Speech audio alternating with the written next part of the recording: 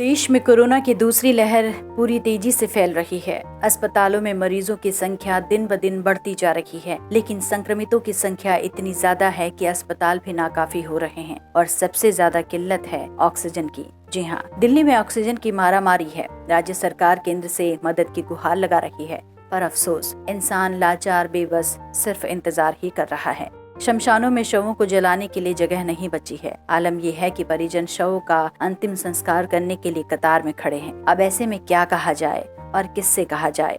अब तो सिर्फ दुआओं का असर ही हो सकता है, क्योंकि सरकारी तंत्र पूरी तरह से फेल दिखाई दे रहा है।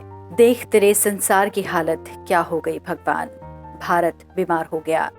ऐसा तो नहीं था मेरा देश। महामारी ने अपनी आगोश में ले रखा है। पल पल क्षण क्षण एक डर के साए में जी रहा है हर इंसान। यही दुआ मांग रहा है कि जैसे भी बस इस कोरोना महामारी से छुटकारा मिल जाए और देश की आवाम फिर से साधारण जिंदगी जी सके।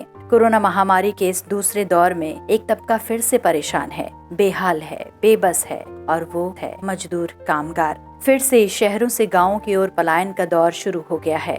हिंदुस्तान के लोग संख्या में इतने ज्यादा हैं कि स्वाभाविक तौर पर बटे हुए हैं। कोरोना से लड़ाई के जरूरी हथियार सोशल डिस्टेंसिंग यानी दूरियां हैं जरूरी को मानने और धज्जियां उड़ाने को मजबूर लोगों के बीच ये फर्क साफ महसूस होता है। फेसबुक ट्विटर पर जब वक्त काटने उम्मीद जगाने के लिए कविताएं कहानियां सुनाई जा रही हैं, तब सड़क पर उदास कहानियां कविताएं रची जा रही हैं। इन कविताओं को कोई कवि नहीं, वो भीड़ रच रही है, जो कविता कहानी सुनाने और अंताक्षरी खेलकर खुश होने वाली भीड़ से बहुत दूर पैदल चल पड़ा है।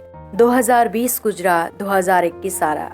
लगा मानो धीरे धीरे ही सही, पर आम जीवन पटरी पर आ रहा है। लोग अपने काम की तलाश में एक बार फिर से गांव से शहरों की ओर चल दिए।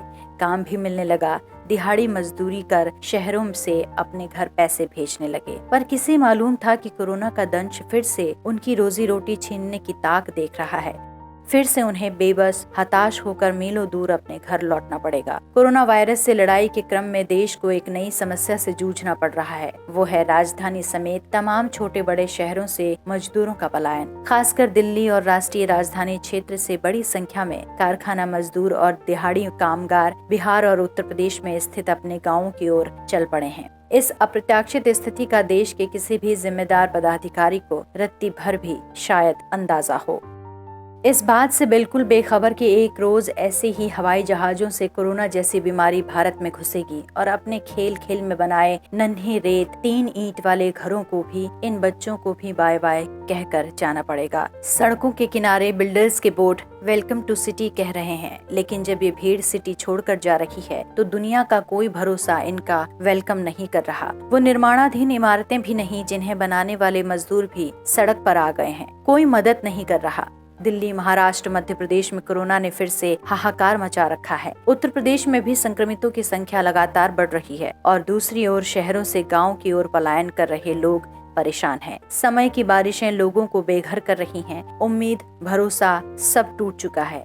ऐ मालिक, अब तेरा ही सहारा है। 1000 में एक केस भी अगर ऐसा निकल गया तो बीमारी गाँव में फैल जाएगी।